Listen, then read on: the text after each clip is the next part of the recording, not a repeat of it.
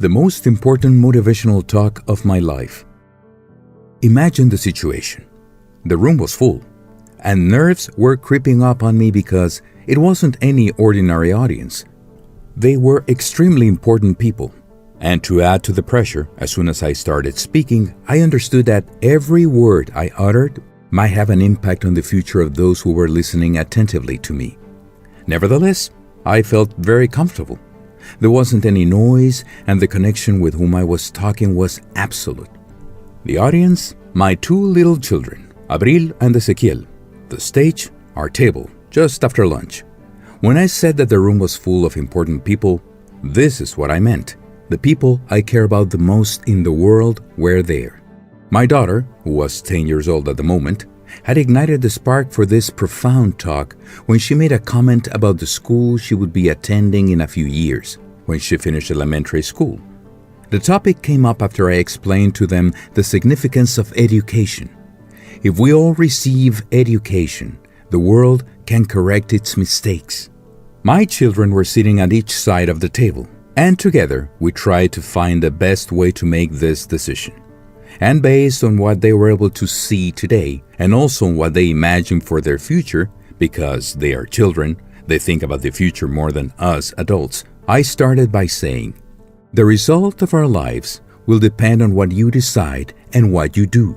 God gave us the possibility to decide and do when we were born.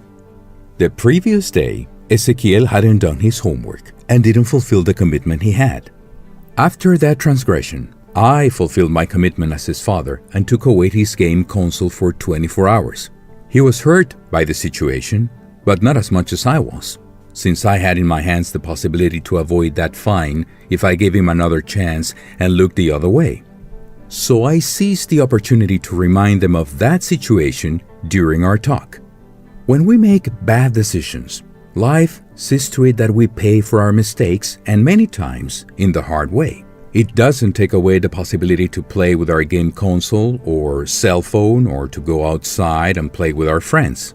Life is uncompromising with our bad decisions, and in many occasions, the fines are costly.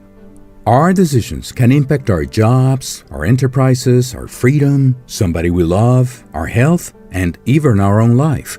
That's the reason why they are so important, because they transcend us. They impact our future and that of our families as well, for better or for worse. Tomorrow, when you guys wake up, you will find the possibility to make 1,000 decisions. Which road to take to school, where to sit in class, who to be friends with, how you will treat others. All the time you are choosing a path, a way to do things. But if it seems contradictory, it's important that we don't live life being afraid to make mistakes, because making mistakes is part of the learning process and is one of the essential condiments of life. Even if it's hard to believe, the most valuable experiences come from there. If you don't make mistakes, you will never make good decisions based on your own experiences. I'm only asking you to think and be responsible when you grow up so that you have a happy life, you fulfill your dreams, and are grateful for your achievements.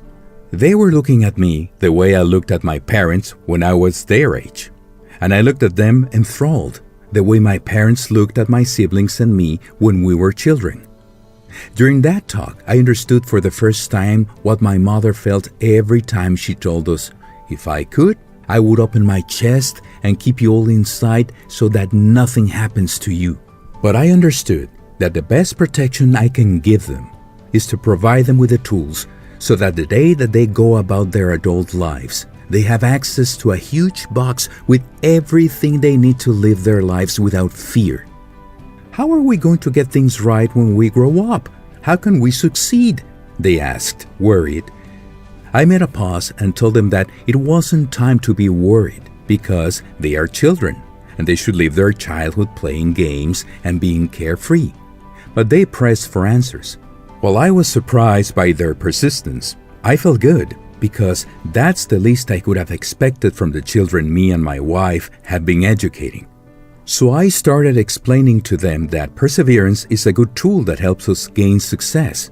But if you don't achieve the success you expected, you shouldn't be discouraged. as the most resounding success is built on foundations of failures. But there's more to it.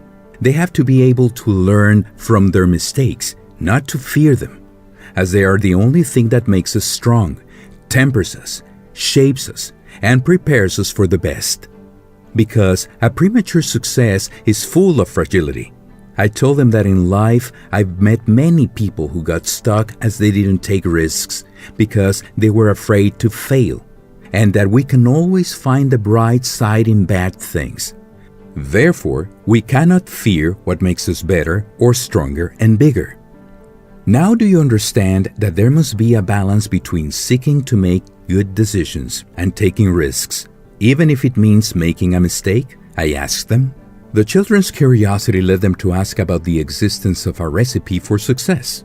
My wife listened to them, looked at me, and we laughed together because we don't have it. But we reminded them that they were born in a household where mistakes, which many call failure, were commonplace, and that we were only able to achieve our success after many failed attempts, and our greatest success were them. However, like all children, they were thirsty for more answers. But they didn't want abstract answers. They wanted the ones that go right to the point. So I decided to give them an essential tool to achieve success. While faith is paramount, I gave them a simple tool. They should start an undertaking or do anything with their hearts. That is, with honesty, putting passion into it and lots of love, with dedication, commitment, and devotion. I sum it up to the heart because it concentrates life, and life without passion is a dim life, a heart that doesn't beat. Doing things with their hearts, in front of competitors who may put their hearts aside, would provide them with an added advantage that is difficult to surpass. I told them that just 16 days after opening my first business in July '98, I had already gone bankrupt. I owned $10,000 in furniture, glass, signs, and computers. I couldn't afford to pay my rent or my first electricity bill. They looked at me worried when I was telling them the story, but they knew that I hadn't given up and that perseverance had saved me. So how many times do we have to persevere? Abril asked. 1,000,000 times, I said, but changing the decisions that led you to make mistakes so that the results also change. The important thing is that you keep trying again and again. Never give up. Always lean on faith because God listens to our hearts. And when we are beaten, our anguish can only be soothed when we know that we are being heard and that bad things will pass. Although it may take time, at least we'll have the strength to live through the process. The talk continued to flow, and their little brother Agustin was somehow present. They reflected on how much they learned after having gone through grief, and they understood, in a clear way with an example of their own experience, that adversity can turn into a great strength if it is sustained in faith. I know that it's probably unusual in most people's daily life to seek to integrate God in every conversation, but we are certain that it's the only thing compatible with all the good a person tries to accomplish. They were listening attentively, learning and understanding, and through their comprehension and insights, they gave answers to us, their parents. It was the synergy of learning in family, the daily sowing, which may be small and unnoticeable, but will yield a great harvest in a very short time, even if that short time means 30 years of waiting. When the talk was finished, they hugged me as if sensing my desperation to teach them, almost sympathizing. She caressed me and told me she loved my teaching her, while he joined in with a kiss and a "Thank you, Daddy. I like it when you teach us because I get you."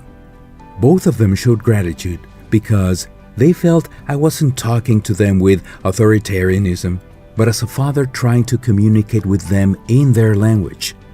The talk was so intense that I sat down and was moved by the connection we had and by their sensitivity. Once again, I understood that the best decision I ever made was to start my own family. I'm lucky to have them as my great teachers. Someday, they'll understand how much I learned when I thought I was teaching them.